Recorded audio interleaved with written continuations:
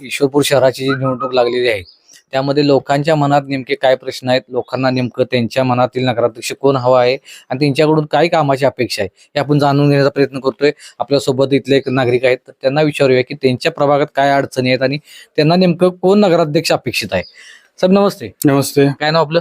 रियाज कादरी बोलतो. आपल्या आता निवडणूक लागलेली आहे, मोठ्या उत्कंठा आहेत त्या निवडणुकीमध्ये की प्रत्येक जण आपापला कसा आजमावत आहे. काय वाटतं आपल्या प्रभागातल्या काय अडचणी आहेत किंवा तुम्ही काय या राजकारणी लोकांना काय सूचना कराल की काय नेमकी कामं होणं गरजेची आहेत? कसं आहे सर, बरेचसेच आमच्या ह्या वॉर्डामध्ये रस्त्याचे काम म्हणा, लाईटीचे काम म्हणा, पाण्याचा प्रॉब्लेम म्हणा आणि आपले काही वैयक्तिक असलेले ते अडचणी हे पूर्ण आपले हे झाले पाहिजे, निघून गेले पाहिजे. हे आमचे इच्छुक आहे सगळ्यांचे इथं. आता तुमचे प्रामुख्यानं सगळ्यांच्या त्याच मागण्या असतात, रस्ते, लाईट, पाणी हे बरोबर. व्यवस्था सर्वसामान्य आणि अत्यावश्यक गरजेतली कामं आहेत. आता आपण निवडणुकीला सामोरं जातोय, आपण एक इथले सुजान एक मतदार आहात.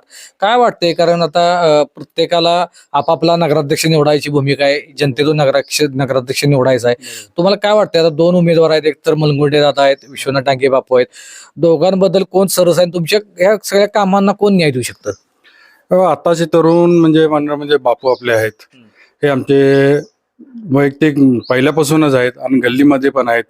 खास तर त्यांना असं मला वाटतंय का हे आपले तरुण सेवक, आपले नगरसेवक म्हणून बरोबर व्यवस्थित काम करतील, की मी आता घरीच धरतो.